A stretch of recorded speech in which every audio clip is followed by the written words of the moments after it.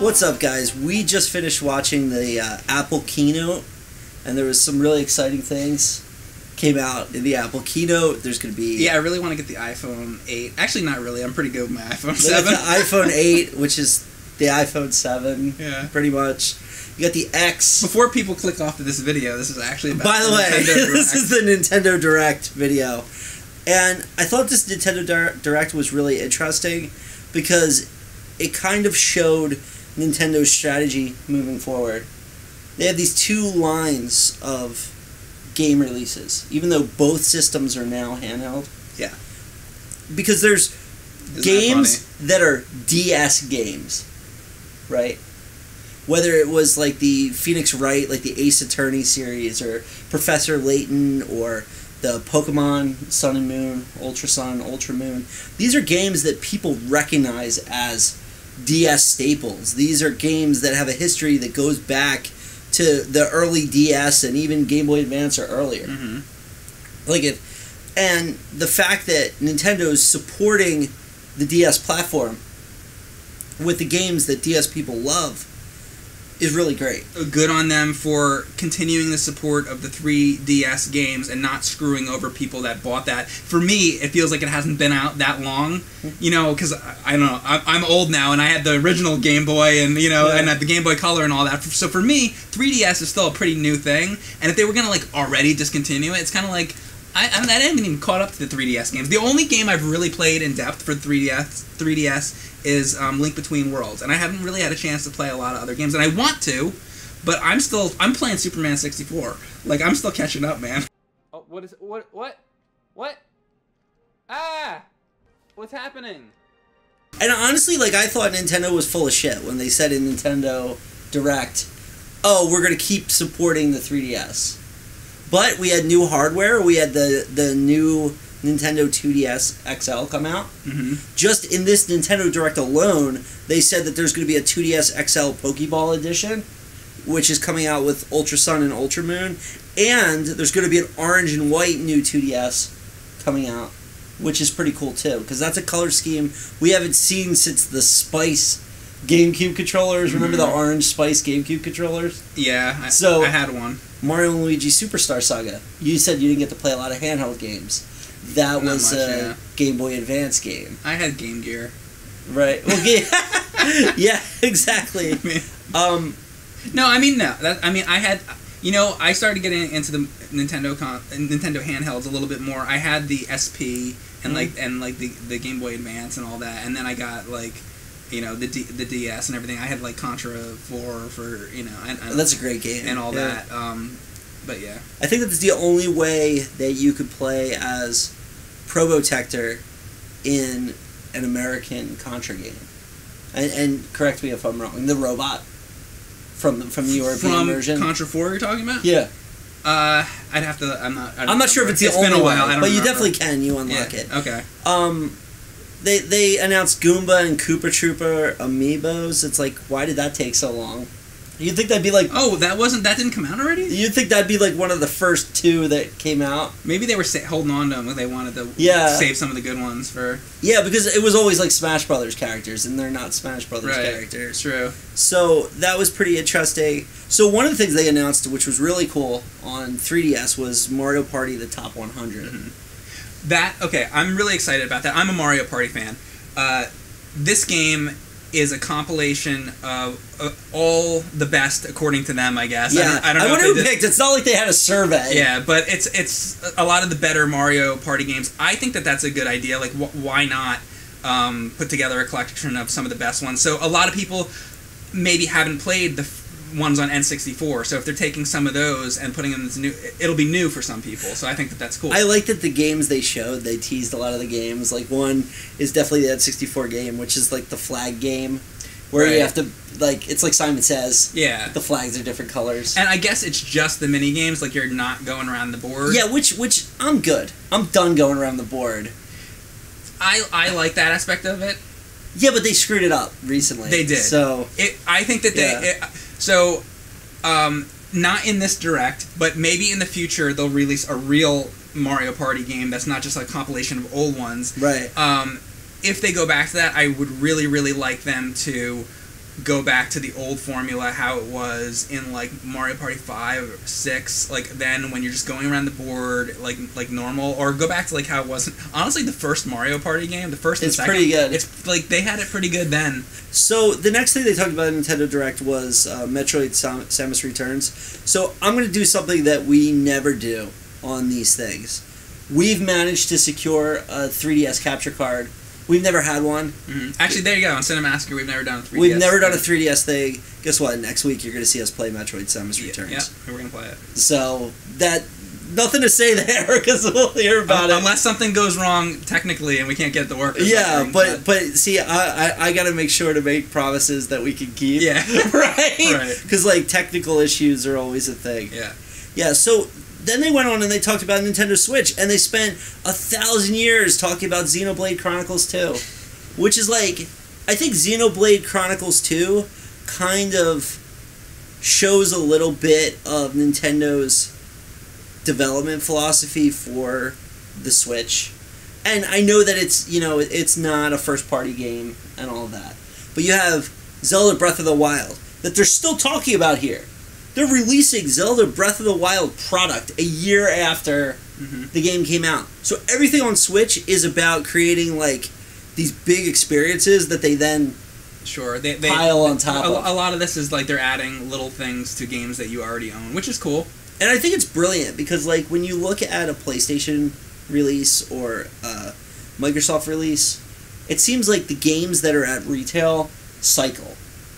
Like, this November at retail, there's going to be these games. Do you remember when people used to be pissed about backwards compatibility to where you owned the NES games and you couldn't play them in the Super Nintendo? Yeah. Look where we are now to where you can buy a game a year ago and now you're playing it, but now they're still releasing stuff for it. Isn't that better?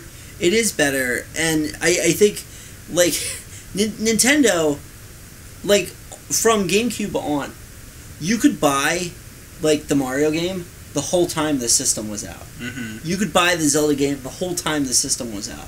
They constantly stocked it. Mm-hmm. And none of the other consoles did that. Like, once Forza Horizon 3 came out, Forza Horizon 2 went away. Sure. You know, Nintendo needs to have this development model because now the development is mirroring the way they sell the games, which is Mario Odyssey is going to come out. And it's going to be around till the day the Switch stops. You know, they're never going to stop selling. Are we leaving Mario Odyssey for the end here? Yeah. Or do we want to talk about They're never going to stop selling Breath of the Wild. Sure. You're going to be able to buy Breath of the Wild from the day the system... Until the day it's done. Until the day it's done. So why not update it? Absolutely. They're going to keep doing stuff. Keep doing it. Well, they're giving you downloadable content, which they're making more money off of, too. Yeah. Yeah. And Splatoon's doing that, because there's going to be the Kelp Dome, Snapper Canal, which are 2 new levels, and a weapon, the Tentabrella, which I'm not like a Splatoon guy, but they're supporting it. The same thing, even little games like Snipperclips. Okay, so I have not yet got a chance to play Snipperclips, It's cool. but I really wanted to play it, and it looked awesome. There's so many video games out there. I mean, what do we got here? We've got Xbox, we've got PlayStation 4, we've got all the games that are released on Steam. How many games are released on Steam a day?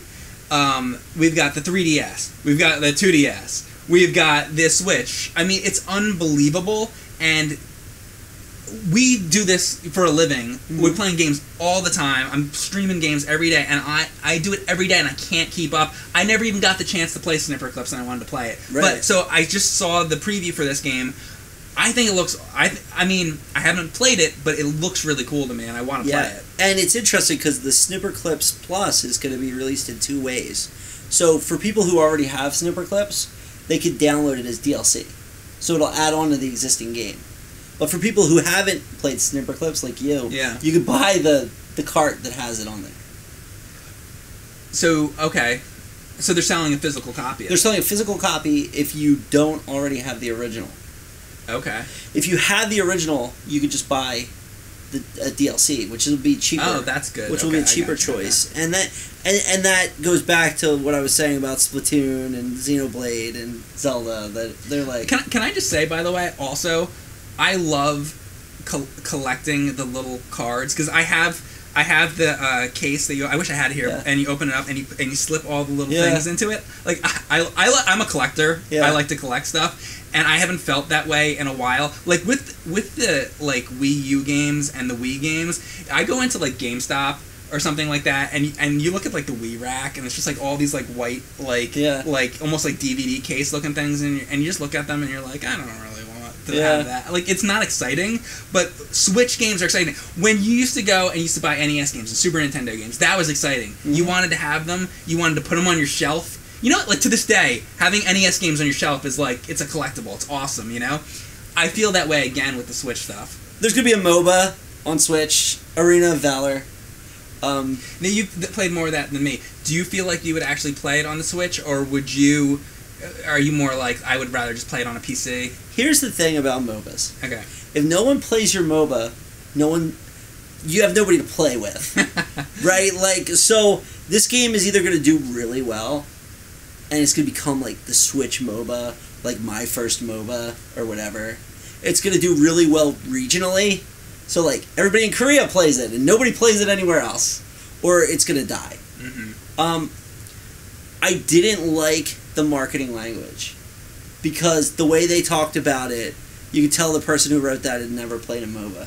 Oh, yeah. And they're like, there's going to be triple kills and quadra kills. And I felt that way about when they were talking about Mario Odyssey. So we'll get to Mario Odyssey, but in the Mario Odyssey thing, they announced like the snow level. They're like, there's the water level, and then there's the snow level, and in the snow level, the icy caps of the snow level are whatever. The guy fell asleep in the middle. Right. I was listening to the MOBA thing, and I'm like, man, you people are not prepared. Well, what are you getting into? It's like League of Legends, one of the biggest games in the world, and like, I can't even imagine that being on Nintendo's radar. Like the level of complexity and how deep people are down in that MOBA community. It's like, watch out, Nintendo. Man, they should have started with an established property. You know what I would have liked to see in this Nintendo Direct? I think I would have liked to see them announce, like, Smite, or like a game that's already out. Yeah. Because it's going to be hard for them to get that going. Yeah. They announced a game called Murphy's Law, which is a team shooter. Mm-hmm. It looks like Overwatch. It looks like Overwatch with Day of the Dead. Yeah, it had like Day of the Dead. But it has a gimmick, and the gimmick is when you shoot enemy body parts, they get smaller, and your body part of the same type gets bigger. So if you shoot the enemy in the legs a lot, your legs are going to get bigger, and you're going to be able to jump more. I can't see that being a game that people are going to talk about for very long. Again, this game will suck if there's no one to play with. Mm. So, like, Nintendo, like, third-party Nintendo has a hill to climb, because, honestly, I think this Christmas everybody's going to be playing Mario Odyssey. Yeah. So, there better be enough people playing Switch to support Murphy's Law and Arena of Valor and Rocket League that they announced. Because all these games depend on strong multiplayer. I was surprised the Nintendo Direct that they showed like 15 solid minutes of Skyrim footage in. People are like, oh, well, they didn't officially announce it. Come on. Like, remember the Nintendo Direct a few ago? Yeah. Where they, like... It was like a big deal that Skyrim was going to be on it. But they didn't say that. Nowhere in the actual body of the Nintendo Direct did they say... In the previous one? In the previous one. The one... I thought the whole big thing was that it was going to be on Switch. What do you mean? Yeah, but they never announced it. They didn't say it was going to be there. So there was a lot of controversy in the community. They didn't say... They didn't say it. We watched the video and they were like, Skyrim's coming to the Switch, right? No, they didn't. They never said it in the video. And they showed like They just showed like 15 minutes of footage. But so there was nobody actually just like actually saying it. But isn't it like obvious? Like they're showing footage of it. It's really freaking obvious. Like why would they show the footage if it? So they forgot to add some voiceover or something. Be like, oh, by the way, it's actually going to be on the system. But for like weeks, Reddit was like, oh, well, maybe they were saying that the system can like do the graphics, but not. It's like, come on. Why would they bother showing it? So they've announced this before. They've talked about it for a while. They're talking about it again. Skyrim's coming out. But that's not the most important title that's coming out from the PC world. The most important title, and this is a sign. This is a sign that this Switch thing is going well. Wolfenstein 2: The New Colossus is coming out for Switch. Holy shit. That is cool. That's like triple, mega, quadruple, ultra A. Look out Xbox, look out PS4 title. I would have expected that to be the old one. Only on PS4 and like PC yeah. and Xbox. It's surprising that it's on Switch, but that's a great thing, and that gives me a little bit of hope that Nintendo is not totally ignoring a more mature adult crowd. Yeah. And also, by the way, Doom is on this. Doom. Yeah. Doom.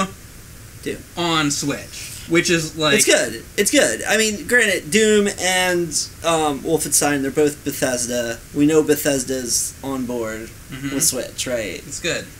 They're on board. Nintendo Arcade Archives. All these... Nintendo made all of these arcade games. They used to be like this big arcade power. You know, everyone talks about Nintendo of America getting saved when they took the radar scope cabinets and repainted them to be Donkey Kong. Right? This is like the apocryphal moment where, you know, all the people from Nintendo of America saved the video game industry. Right? Because Nintendo was going to go out, leave North America if they didn't have a hit. Yeah. And, you know, Shigeru Miyamoto makes this game. It's story-driven. It has, you know, it's history. And then Nintendo went on to make... He did the same thing for the arcades that he did for the home system with Zelda and Mario. Right. You know, he did that for the arcade. And it's really cool to see that. It's always nice, you know, they're doing all this new stuff, but it's nice to see that they haven't, you know, forgotten that. They're going back, they're re-releasing these arcade games. As far as I know, they still have not re-released the original version of Donkey Kong on a console yet. And now that they're doing this, it's like... I hope Donkey Kong is part of it. I do have to say that Mario Brothers, like Mario Brothers, not Super Mario Brothers, in all of its forms prior to Super Mario 3, sucks. I don't agree with that. The control is awful. I don't agree. The Mario 3 control is way better. I like it in Mario 3, but I don't agree. I don't think that the arcade version of it sucks. Are kids today gonna be that interested in it? Is that just for people more our age? And if you are somebody who's our age and you are older and you grew up with those games, how interested are you in actually playing it on the Switch? Because for me personally, like if I want to play Mario, or if I want to play, you know, like the original Mario Brothers arcade, I want to go somewhere that has the actual machine. Project Octopath Traveler looks amazing. Oh yeah, is that the 2D? The 2D, yeah, 3D that thing. one looks cool. And it looks amazing because I gotta be honest, my love of RPGs has fallen like a rock, of JRPGs. And I know you like them too. I love them. Like it started like Final Fantasy 2, right. 4, 6, 7, Chrono Trigger. 10, Chrono Trigger, Secret of Mana, Secret of Evermore, like so many of these games I was a huge fan of. When did you first feel like it started to fall off? Right after that? Final Fantasy 8. So the first thing they did is, with Project Octopath Traveler, is they're like, you like pixelated shit? Good. Here you go. Also, it's 2D, 3D. Yeah, cool. It looks beautiful. But it's cool. So there's 8 characters, and the 8 characters each have an ability that lets them interact with the world. Like the one thing is they showed Oberon, I think his name is, and he's a warrior. And he could challenge people to duels. So let's say that there's a big tough guy in front of you. You could challenge him to a duel, and if you win, then you can go in that room.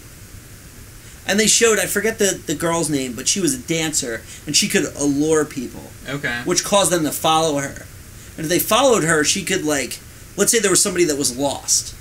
She could allure him and take him back to the town, and then he wouldn't be lost anymore. Okay. Similarly, when she allured people, she could use them in battle.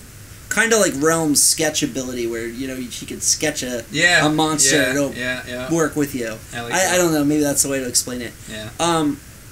I saw that. I saw the, like, combo system that they had and stuff, and I'm like, yeah. It looks good. It looks good. So there's this game, Flip Wars, and basically, I was looking at it, and I'm just like, oh, this one looks fun to me, and Ryan's just like, yeah, Mike, it's basically Q*bert, and it kind of is.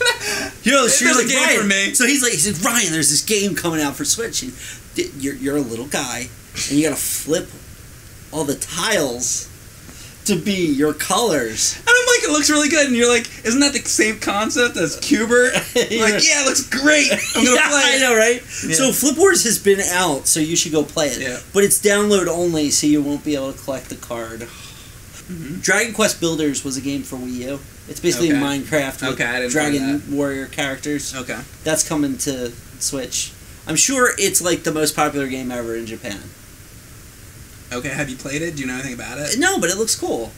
They announced a bunch of like the Nindy games, SteamWorld Dig 2, Golf Story, which is a golf RPG. They announced 9 Parchments, which looks like it's a multiplayer top-down shooter.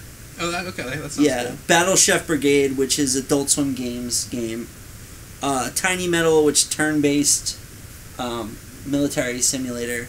And Super Meat Boy Forever, which when I was at PAX, I actually got to take a look at Super Meat Boy Forever, and I met with one of the developer of the game, and he showed me the game and how cool it looked.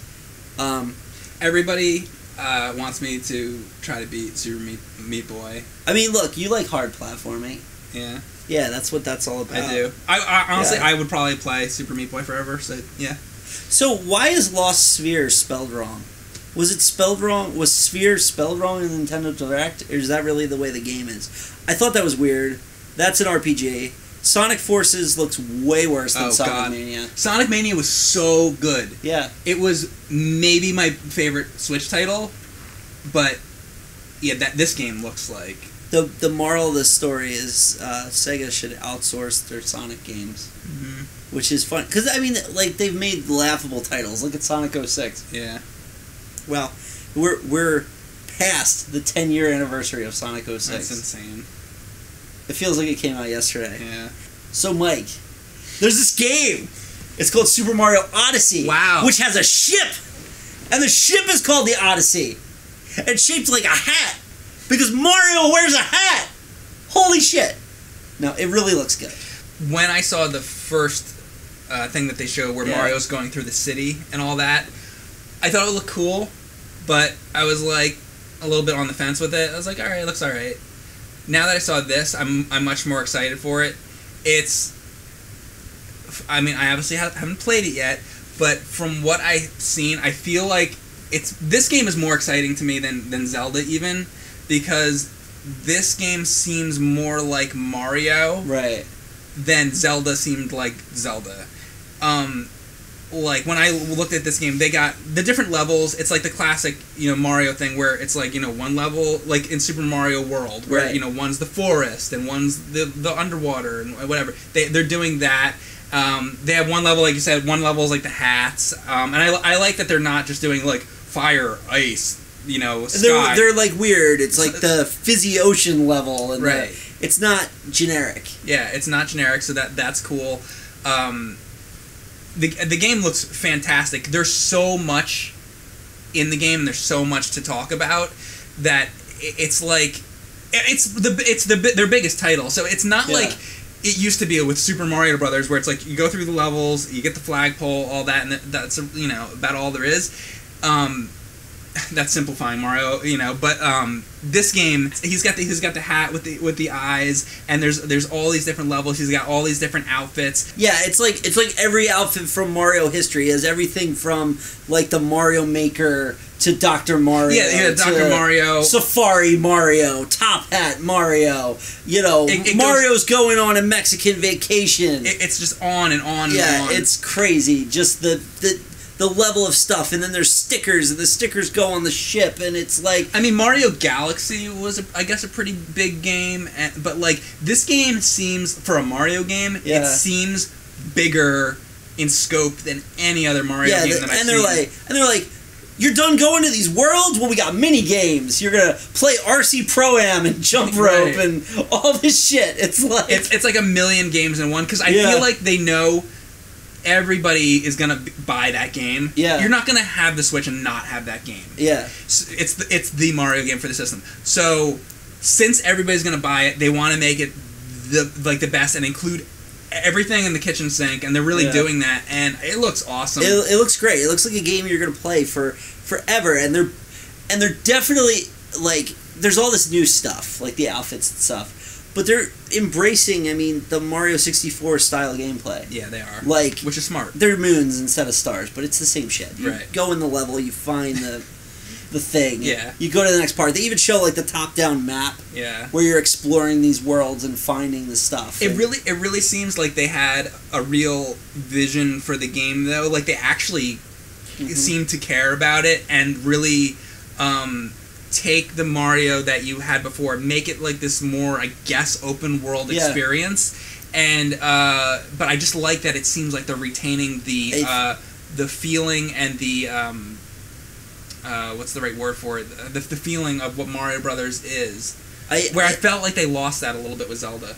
I feel like on the Wii, you know, we had Galaxy and Galaxy 2, which were these like full-fledged Mario experiences. And then we got to the Wii U, and they kind of stepped back to this more classic with new Super Mario Bros. U and with Super Mario 3D World. They had the like smaller, more classic Mario experiences. Now with Odyssey, they're like, boom, we're back with big 3D Mario game. But they also showed some cool, like, retro throwbacks. Like, there's going to be a section where you have to jump over the barrels, like, in 2D, like Donkey Kong. Right. Stuff. Yeah, it's gonna be a fantastic game. And it's got photo mode, so you can take all kinds of crazy pictures with Mario. Zoom in, zoom out, do what you want. Share it to social media. I mean, I guess that's what people like to do. And there's a hardware bundle. And it comes with red-themed Joy-Cons. I swear, if you can't buy those Joy-Cons separately, I'm going to be pissed. Because I'm collecting all the Joy-Cons. Oh, wait, so aren't there already red Joy-Cons? There's, like, electric red. It's like, a different shade of red. This is, like, dark red. So it's, like, crimson? Crimson. So if he can't get his crimson... I'm going to buy a whole other Switch. They're coming out with wedding amiibos. I didn't like the ability on the Mario one, because it gives you, like, the... invincibility. I'm sorry, there's wedding amiibos? Yeah, so it's like Mario in a white wedding outfit. It's Peach in a wedding dress and Bowser in a tux. I want Tingle in a wedding dress. Can we get that? So that was the Nintendo Direct for September. I thought it was relatively successful Direct. The big thing that I know that people are still wanting, and that we haven't gotten yet for a while, is F-Zero. Now we're getting Metroid, and for a long time there was that there's been different things where they got slipped a little note that said, hey, where's the 2D Metroid? Yeah. Now we got 2D Metroid. We need F-Zero. We do need F-Zero, and I'm sure there was that racing game that came out with the Switch where you could play as Captain Falcon. Not good enough. Not good enough. No, we need full... And also, by the way, console version, not... Yeah. That's the one thing I'm a little disappointed about. We could talk about that when we get to the Metroid thing, but I want console Metroid. 3D? 2D. 2D. Straight up. What is wrong... We just got console Sonic Mania, so what is wrong with having console 2D Metroid? Yeah. There you go. The guys who made with Sonic Mania upgrade... Sega's good. Sonic Mania was great. Take your bags of money that you made here, march over to Nintendo, and be like, "Come on, guys, Sonic Mania, right? And make a Metroid." Yeah, that would be awesome. That'd be sweet.